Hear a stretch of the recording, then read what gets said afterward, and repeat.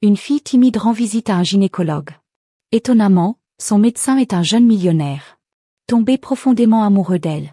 Les mains de Sophie Bennett tremblaient alors qu'elle tenait le bloc-notes, ses doigts se resserrant autour du stylo.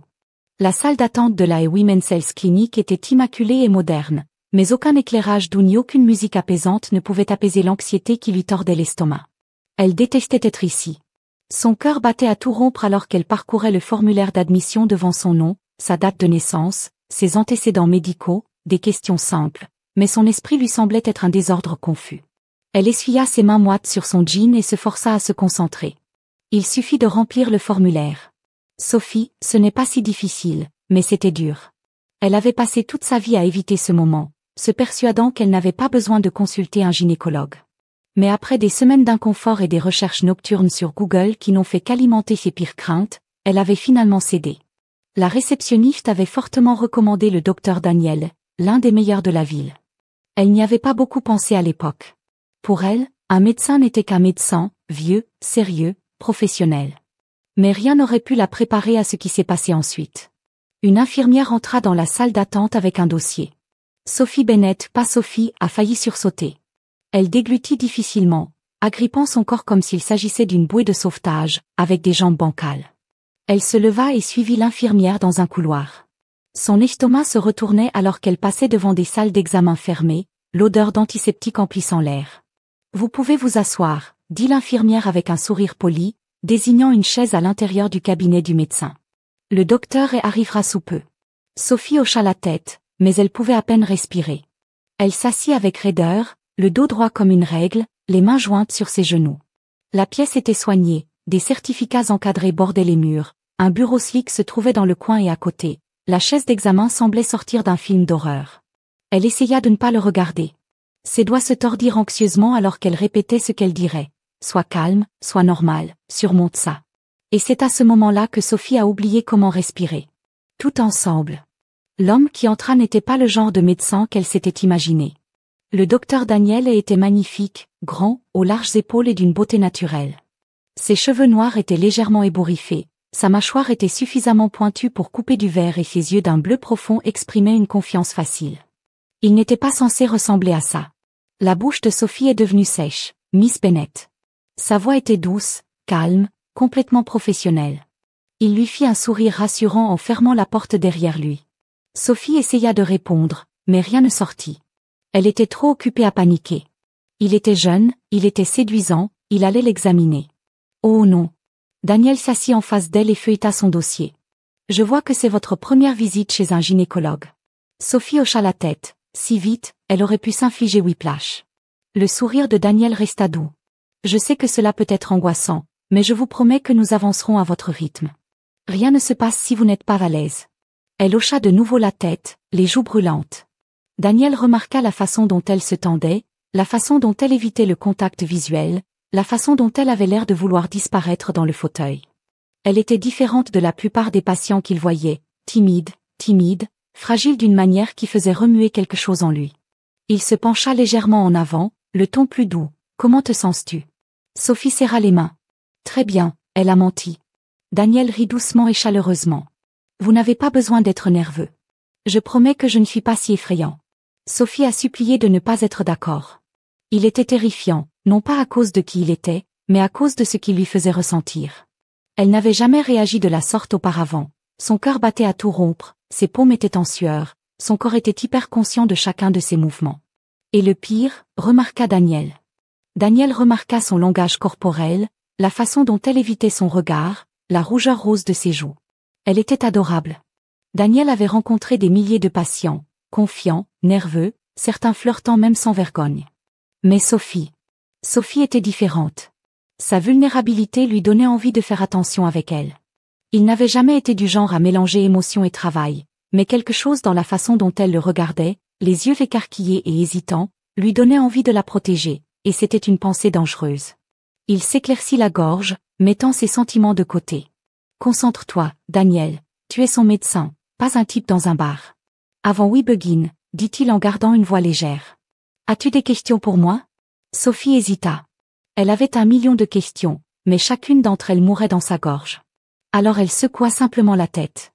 Le regard de Daniel s'attarda un instant sur elle, comme s'il cherchait à décoder son silence. Puis il sourit à nouveau. Très bien, allons-y, commençons. Et Sophie savait, sans aucun doute, que ce serait le rendez-vous le plus long de sa vie. Sophie a pratiquement quitté la clinique en courant ce jour-là. Son cœur battait toujours la chamade alors qu'elle marchait sur le trottoir très fréquenté, les mains moites, les joues encore brûlantes d'embarras. Elle ne s'était jamais sentie aussi dépaysée de toute sa vie. Le docteur Daniel était trop beau, trop charmant, trop intimidant. Le pire, il avait été gentil, doux, compréhensif, ce qui d'une manière ou d'une autre ne faisait qu'empirer les choses, car cela signifiait qu'elle ne pouvait même pas être en colère contre lui. Elle était en colère contre elle-même. En colère contre la façon dont son estomac s'était retourné lorsqu'il lui parlait. En colère contre la façon dont sa peau picotait quand il tendit la main pour lui serrer la main. En colère contre la façon dont elle avait failli fondre dans une flaque d'eau sur le sol rien qu'en le regardant. Elle ne pourrait jamais revenir en arrière, pas dans 1 million d'années.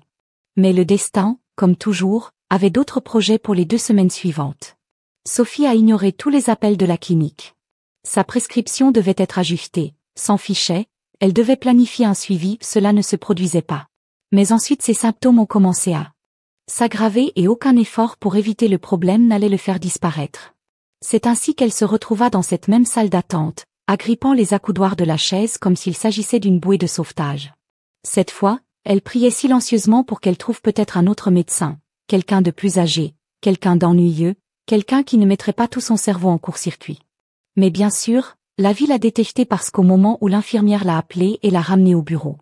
La personne qui l'attendait était encore une fois lui, le docteur Daniel, toujours aussi injustement beau. Il chercha son dossier quand elle entra et puis il sourit. « Sophie, dit-il en fermant le dossier.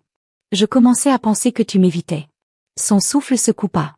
Il remarqua son ventre tordu alors qu'elle s'asseyait rapidement, gardant son regard collé au sol. « Moi, je ne l'étais pas, balbutia-t-elle en montant entre ses dents. Daniel se pencha légèrement en avant, posant ses bras sur le bureau. Son expression était douce, amusée, mais aussi curieuse. « Tu as raté ton suivi, a-t-il dit, et quand nous avons essayé d'appeler, tu n'as pas répondu. » Sophie avait l'impression de mourir. « Je viens d'être occupée, marmonna-t-elle. Daniel ne la crut pas une seconde, mais il laissa tomber. Au lieu de cela, il l'étudia attentivement, remarquant la façon dont elle ne cessait de bouger avec l'ourlet de sa manche, la façon dont ses épaules étaient tendues et raides. Elle était nerveuse. Elle aussi avait été nerveuse la dernière fois, et d'une manière ou d'une autre, savoir que cela avait adouci quelque chose en lui. Il avait vu des milliers de patients, mais aucun n'était comparable à Sophie Bennett.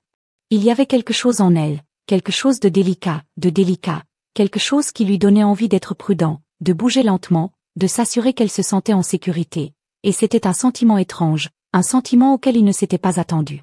Sophie, quant à elle, essayait de ne pas s'évanouir. Chaque seconde passée dans cette pièce était comme une torture. Elle savait qu'il faisait juste son travail, qu'il ne pensait pas à tout cela de la même façon qu'elle le pensait, mais cela n'avait pas d'importance. Elle devait sortir d'ici le plus vite possible. Ainsi, dès la fin du rendez-vous, elle courut pratiquement vers la porte, marmonnant un merci alors qu'elle disparaissait dans le couloir et Daniel, pour des raisons qu'il ne pouvait pas vraiment expliquer, ressentit un pincement de déception en la regardant partir.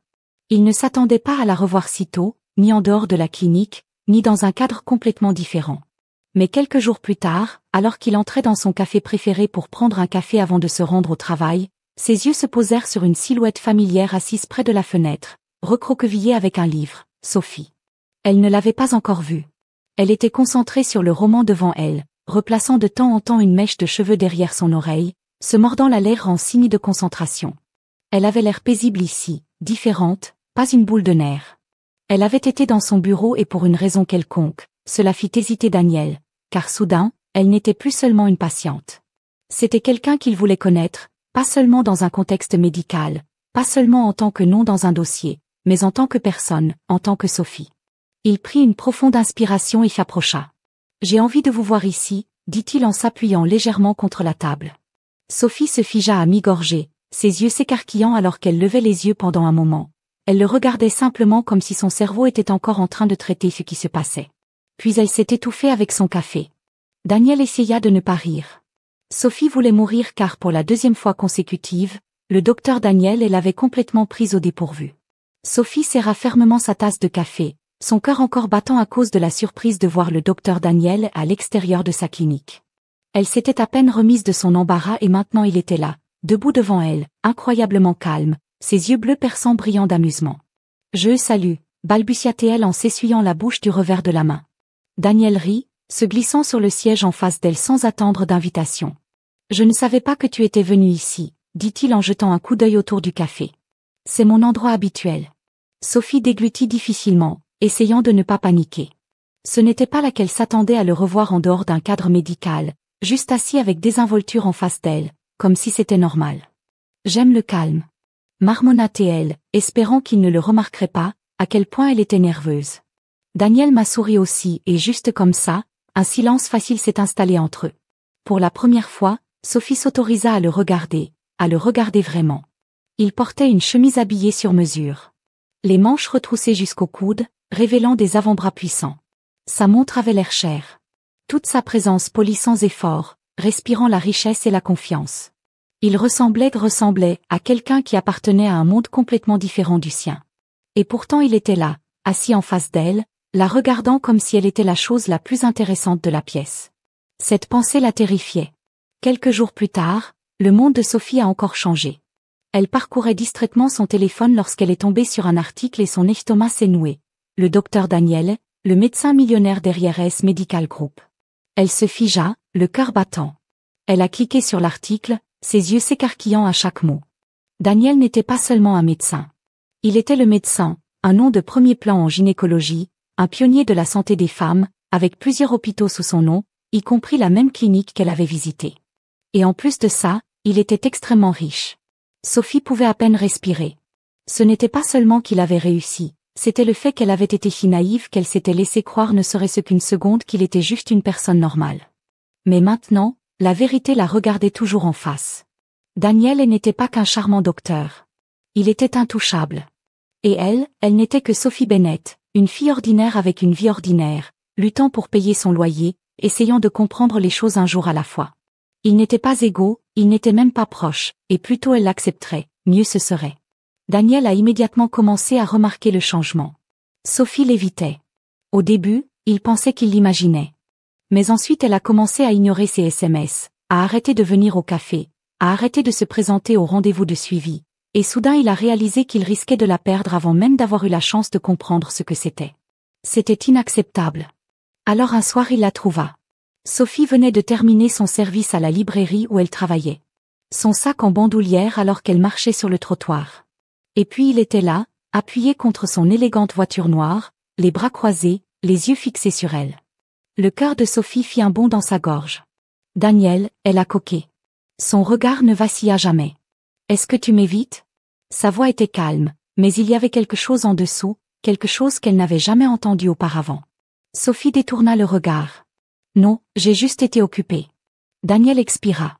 Se rapprochant de Sophie, dit-il d'une voix plus basse. « Maintenant, ne me mens pas. » Elle serra les poings. « Pourquoi est-ce important ?» Elle a demandé. « Tu es toi et je suis moi. Nous venons de mondes complètement différents, Daniel et moi. » Elle déglutit difficilement. « Je ne veux pas être quelqu'un qui, selon les gens, vous court après pour votre argent. » Daniel la regarda longuement, puis il rit. Ce n'était pas moqueur, ce n'était pas cruel, mais c'était une véritable incrédulité. Sophie sentit ses joues chauffer. « Pourquoi riez-vous » Daniel secoua la tête, son expression s'adoucissant. « Parce que, Sophie, murmura-t-il, je pense que tu es la première personne de ma vie qui me fie à cause de mon argent. » Les lèvres de Sophie s'entr'ouvrirent, mais elle ne trouva pas de mots car pour la première fois elle le voyait. L'épuisement dans ses yeux, la façon dont il la regardait, non pas comme un médecin, non pas comme un millionnaire, mais comme un homme qui essayait simplement de la comprendre. Et soudain, elle n'était plus si sûre de courir. Sophie a tout essayé pour garder ses distances avec Daniel. Elle évitait le café. Elle déclina ses invitations, d'abord poliment, puis plus fermement. Elle ignorait les SMS qu'il lui envoyait pour la surveiller, même si chacun d'entre eux lui faisait mal au cœur de culpabilité. Mais peu importe à quel point elle essayait de l'exclure. Il y avait une chose qu'elle ne pouvait pas ignorer elle-même, car chaque fois qu'elle voyait son nom apparaître sur son téléphone, ses doigts lui démangeaient de répondre. Parce que chaque fois qu'elle passait devant la clinique, elle devait se forcer à ne pas regarder à l'intérieur. Parce que chaque fois qu'elle fermait les yeux la nuit, elle voyait son visage, entendait sa voix, sentait la chaleur de sa présence, et cela la terrifiait. Parce que Daniel n'était pas seulement quelqu'un pour qui elle pouvait tomber, Il était quelqu'un dans lequel elle pouvait se perdre, et c'était encore plus effrayant que l'idée qu'il s'éloigne. Alors Sophie a fait la seule chose qu'elle savait faire, elle a couru. Mais Daniel n'a pas abandonné si facilement. Au début, il lui a donné de l'espace, il lui a laissé le temps de réfléchir, d'accepter ce qui se passait entre eux. Mais quand les jours s'étiraient en semaines et que Sophie refusait toujours de le laisser entrer, il sut qu'il devait faire quelque chose. Alors il a arrêté de la poursuivre et à la place il s'est simplement présenté, non pas de manière grandiose et dramatique, mais par petits moments, à la librairie où elle travaillait, où il passait de temps en temps en faisant semblant de feuilleter, tout en engageant une conversation informelle. Au café où il s'asseyait à sa place habituelle, une présence tranquille à sa périphérie, ne la poussant jamais, juste étant là. Et petit à petit, ça a marché, parce que Sophie a arrêté de l'éviter, elle a arrêté de trouver des excuses et un jour elle s'est même retrouvée à rire de quelque chose qu'il disait, un rire vrai, sincère. Et pour la première fois depuis des semaines, Daniel aperçut une fissure dans ses murs. Mais juste au moment où Sophie commençait à se sentir à l'aise, commençant à penser que ce n'était peut-être pas aussi impossible qu'elle le pensait, quelque chose s'est produit qui a tout changé. Il était tard. Elle était restée au travail plus longtemps que d'habitude, la tête battante, les membres alourdis par la fatigue. Elle ne s'était pas sentie bien de la journée, mais elle avait tenu bon, se disant que c'était juste un peu de fatigue, qu'elle irait bien une fois rentrée à la maison. Mais alors qu'elle marchait sur le trottoir, le monde bascula, sa vision se brouilla, ses genoux fléchirent et tout devint noir. La prochaine chose qu'elle savait, c'était qu'elle était quelque part, des draps chauds et doux sous elle, le bip constant d'un moniteur en arrière-plan. Lentement, elle ouvrit les yeux, pour rencontrer la dernière personne qu'elle s'attendait à voir. Daniel assis à côté de son lit à l'hôpital, les coudes posés sur ses genoux, le visage tiré par l'inquiétude. Au moment où il la vit réveillée, il expira brusquement, le soulagement inondant ses traits. « Sophie, murmura-t-il, tu m'as fait très peur. » Sa gorge était sèche. « Quoi, que s'est-il passé? Tu t'es effondré dans la rue ?» dit-il d'une voix serrée. Un passant a appelé une ambulance. Quand j'ai découvert que tu étais là, moi, il a dégluti difficilement. Je suis venu aussi vite que possible. Sophie cligna lentement des yeux, essayant de comprendre ses mots. Il est venu la chercher. Il avait tout laissé tomber pour elle et soudain, tous les murs qu'elle avait construits, toutes les raisons pour lesquelles elle s'était convaincue de rester loin de lui, cela n'avait plus d'importance. Sophie s'est réveillée avec la douce lueur des lumières de l'hôpital et le murmure lointain des voix à l'extérieur de la pièce. Son corps était lourd, ses membres faibles, mais c'était la chaleur à côté d'elle qui lui faisait tourner la tête. Et c'est alors qu'elle le vit, Daniel, assis à côté de son lit, les coudes posés sur les genoux, les mains jointes. Ses traits habituellement vifs et confiants étaient dessinés par l'épuisement et l'inquiétude, ses cheveux noirs légèrement ébouriffés, comme s'il y avait passé ses mains. Au moment où ses yeux s'ouvrirent, il expira brusquement, le soulagement inondant son visage. « Sophie », sa voix était basse, crue. « Tu m'as fait peur. » Sophie cligna lentement des yeux, son esprit toujours en train de rattraper son retard. Que s'est-il passé? Sa gorge était sèche, sa voix faible. Daniel se pencha légèrement, comme s'il avait besoin de se rapprocher. Tu t'es effondré dans la rue. Ses doigts se sont serrés en un point. Tu avais une forte fièvre. Vous étiez déshydraté, épuisé, vous poussiez trop fort. Sophie déglutit en essayant de se redresser. Mais il fut immédiatement là, ses mains la stabilisant, la soutenant. Et pour la première fois, elle le vit. Pas de pitié, pas de responsabilité, mais quelque chose de complètement différent. Quelque chose de doux, d'intense, d'inébranlable, de véritable attention. Sa poitrine se serra douloureusement. Il ne devrait pas être ici. Il ne devrait pas la regarder comme ça, parce que s'il le faisait, elle pourrait commencer à le croire. Elle pourrait commencer à croire que quelqu'un comme lui, quelqu'un qui avait tout, pouvait réellement vouloir quelqu'un comme elle. Et elle ne pouvait pas se permettre ce genre de chagrin. Alors elle a fait ce qu'elle faisait toujours, elle l'a repoussé. « Tu ne devrais pas être là », dit-elle d'une voix à peine au-dessus d'un murmure. Daniel fronça les sourcils. Ce que Sophie se força à détourner le regard. « Vous n'êtes pas obligé de faire ça. » Sa mâchoire se serra. « Faire quoi ça ?» Elle fit de faibles gestes autour de la pièce, prenant soin de moi, assise ici toute la nuit, agissant comme si je comptais. Le corps entier de Daniel s'immobilisa puis son expression s'assombrit. Alors il dit d'une voix soudaine, basse et aiguë, « Tu crois que je suis ici par obligation ?» Elle ouvrit la bouche, puis la referma parce que, oui, c'est exactement ce qu'elle pensait, et cette pensée la terrifiait. Elle ne voulait pas être son fardeau, elle ne voulait pas être la fille pour laquelle il se sentait désolé. Alors elle se força à le dire, « Je n'ai pas besoin de ta charité, Daniel. » Ses yeux brillaient de quelque chose qu'elle n'avait jamais vu auparavant, de la frustration, de la colère, quelque chose de plus profond. Ce n'est pas de la charité, Sophie, dit-il d'une voix serrée. C'est moi qui tiens à toi. Elle laissa échapper un rire court et essoufflé. Pourquoi, Daniel? Les doigts enroulés sur ses côtés. Que veux-tu dire? Pourquoi? Pourquoi moi? Murmura-t-elle. Tu as tout, de l'argent, du succès, des femmes qui feraient tout pour être avec toi? Sa gorge se serra. Alors pourquoi es-tu ici? Son souffle se coupa. Et puis il a finalement dit, parce que je t'aime bien, Sophie. Le cœur de Sophie s'est arrêté. Les mots restaient entre eux, lourds, impossibles à ignorer. Mais avant même qu'elle puisse y penser, avant qu'elle puisse se permettre d'y croire, la peur reprit le dessus. Elle secoua la tête, ses doigts agrippant la couverture de l'hôpital. Non, dit-elle, sa voix tenait à peine le coup. Cela n'a pas de sens. La mâchoire de Daniel se serra. Pourquoi pas? Sophie déglutit difficilement, la poitrine douloureuse car elle murmurait. Tu as tout et je n'ai rien. Sa voix tremblait. Monsieur, comment suis-je censé croire que vous avez réellement besoin de mon silence? Le regard de Daniel ne faiblit jamais et pour la première fois, Sophie vit quelque chose de cassé dans ses yeux et elle réalisa qu'elle n'était peut-être pas la seule à avoir peur. Daniel prit une profonde inspiration, ses mains serrées en poing, avant de les relâcher lentement. Pendant un long moment, il ne dit rien, se contentant de la regarder, ses yeux bleus inquisiteurs, contradictoires, presque vulnérables, d'une manière qu'elle n'avait jamais vue auparavant. Et puis il a parlé. Tu penses que j'ai tout, murmura-t-il, d'une voix ferme mais calme, que ma vie est parfaite, que je ne sais pas ce que ça fait de ne pas suffire.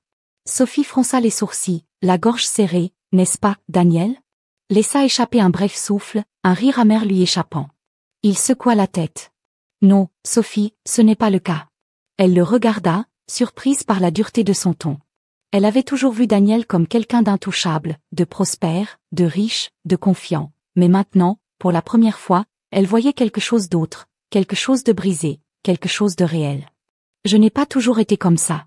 Daniel continuait à se frotter les mains distraitement. Je n'ai pas grandi riche.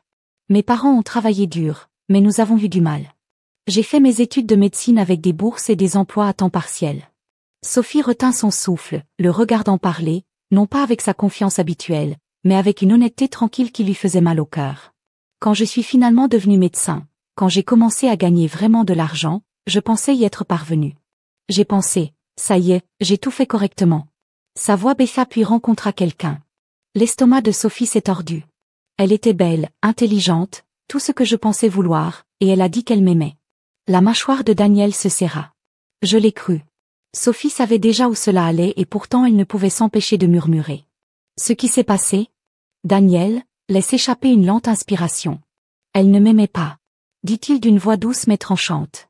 Elle aimait mon argent. Sophie sentit sa poitrine se serrer douloureusement. Daniel lui jeta un coup d'œil, son expression illisible. J'ai découvert qu'elle voyait quelqu'un d'autre dans mon dos, que tout ce qu'elle me disait, tout ce que nous avions, n'était qu'un semblant. Sophie inspira profondément. Elle ne savait pas quoi dire parce que ce n'était pas le foin Daniel qu'elle avait imaginé. Ce n'était pas un médecin parfait et sûr de lui. C'était un homme qui avait été trahi, blessé, laissé avec des cicatrices que personne d'autre ne pouvait voir, tout comme elle. Je n'ai vraiment rencontré personne depuis. Admit Daniel en se frottant la nuque. Je me dis que ce n'est pas nécessaire, c'est plus facile ainsi. Il la regarda alors, son regard brûlant dans le sien. Mais ensuite je t'ai rencontré. Sophie se figea, son cœur s'arrêta et soudain tout le reste disparut. L'hôpital, le passé, la peur. C'était juste lui et elle, et la vérité tacite entre eux. Sophie déglutit, essayant de retrouver sa voix. Daniel, il secoua la tête. Non, laisse-moi finir. Il fit un pas en avant, la gorge de Sophie se serra. Daniel fit un pas de plus et maintenant il était juste en face d'elle, si près qu'elle pouvait sentir la chaleur irradier de lui. Je me fiche de ce que vous avez ou n'avez pas, dit-il d'une voix rauque, avec émotion. Je m'en fiche que vous ne veniez pas de l'argent, je m'en fiche que vous pensiez que vous n'êtes pas assez. Ses doigts effleurèrent les siens, timides, hésitants, presque comme s'il lui donnait la chance de s'éloigner. Elle ne l'a pas fait. Tout ce qui m'importe, murmura-t-il, c'est toi? À l'extérieur de la ville, des lumières scintillaient dans le ciel sombre, le doux bourdonnement de la nuit remplissant le silence entre eux. Puis Daniel lui indiqua le visage, levant le menton jusqu'à ce que leurs regards se croisent. Je te veux, Sophie, murmura-t-il, juste toi. Le souffle de Sophie se coupa, et pour la première fois elle se laissa y croire. Sophie resta éveillée cette nuit-là, regardant le plafond, le cœur enchevêtré dans un fouillis d'émotions qu'elle ne parvenait pas à démêler. Les mots de Daniel résonnaient dans son esprit, doux mais inébranlables. Je te veux, Sophie, juste toi. Elle avait passé si longtemps à croire qu'elle n'était pas assez. Qu'elle était trop ordinaire, que l'amour n'était pas fait pour quelqu'un comme elle. Et pourtant Daniel l'avait choisie de toute façon. Mais pourrait-elle le faire? Pouvait-elle se permettre d'y croire, de croire en lui? Les jours suivants furent un tourbillon de doutes. Sophie évitait de l'appeler, évitait de prendre une décision, même si au fond elle connaissait déjà la réponse, car la vérité était que, lorsqu'elle imaginait sa vie sans Daniel, elle lui semblait vide, froide, comme si quelque chose manquait, comme s'il manquait, et cela la terrifiait encore plus que l'idée de tomber amoureuse de lui. Daniel, de son côté, attendait. Il n'a pas poussé, n'a pas exigé de réponse, n'a pas essayé de la forcer à faire quelque chose pour lequel elle n'était pas prête. Parce qu'il connaissait Sophie, il savait qu'elle avait besoin de temps et, même si cela le tuait, il était prêt à le lui donner parce que si cela signifiait l'avoir à la fin, elle valait la peine d'attendre. Mais Sophie ne pouvait pas courir éternellement. Au moment où c'est arrivé, elle n'a pas réfléchi, elle n'a pas pesé les conséquences, n'a pas hésité. Tout ce qu'elle savait, c'était qu'elle avait besoin de le voir. Alors elle a couru à travers les trottoirs bondés, devant les lumières lumineuses de la ville, son cœur battant au rythme de ses pas, jusqu'à ce qu'elle atteigne finalement sa clinique. Elle franchit les portes en trombe, essoufflée, scrutant la zone de réception jusqu'à ce qu'elle le voie debout au bout du couloir en train de parler à une infirmière. Daniel se tourna au bruit de la porte, les sourcils froncés de surprise. Mais avant qu'il ait pu dire un mot, Sophie se dirigeait déjà droit vers lui, directement dans ses bras, et pour la première fois elle ne se retint pas. Daniel eut à peine le temps de réagir que Sophie l'entoura de ses bras, enfouissant son visage contre sa poitrine, s'agrippant à lui comme s'il était la seule chose qui la maintenait debout. Son corps se tendit sous le choc pendant une demi-seconde. Puis il s'est fondu en elle. Ses bras l'entourèrent, forts et stables, la tenant comme s'il ne la lâcherait jamais. Sophie ferma les yeux, sa voix étouffée contre sa chemise. M'Kong Muan, Tr Shua. Le souffle de Daniel se coupa et à cet instant il comprit pourquoi elle l'avait choisi. Elle les avait choisis et rien d'autre au monde n'avait d'importance. Sophie n'aurait jamais pensé qu'elle finirait ici, enveloppée dans les bras d'un homme qui semblait autrefois si hors de portée, son cœur battant et s'effondrant avec le sien, mais maintenant debout dans le calme du bureau de Daniel, ses bras l'ancrant.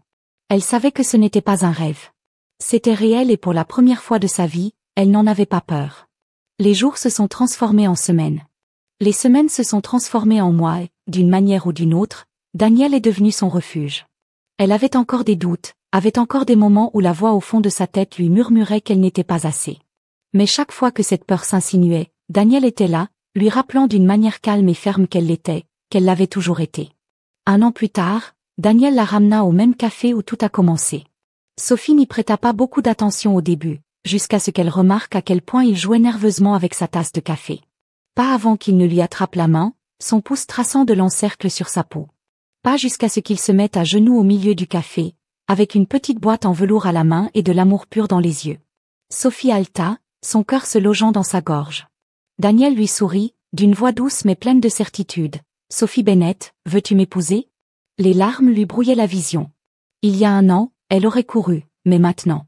Maintenant, il n'y avait qu'une seule réponse. Oui, le café éclatait d'acclamations, mais tout ce que Sophie pouvait entendre était le son de son propre battement de cœur et la promesse calme et inébranlable dans le regard de Daniel que, quoi qu'il arrive, ils s'étaient retrouvés et qu'aucun d'eux ne serait plus jamais seul.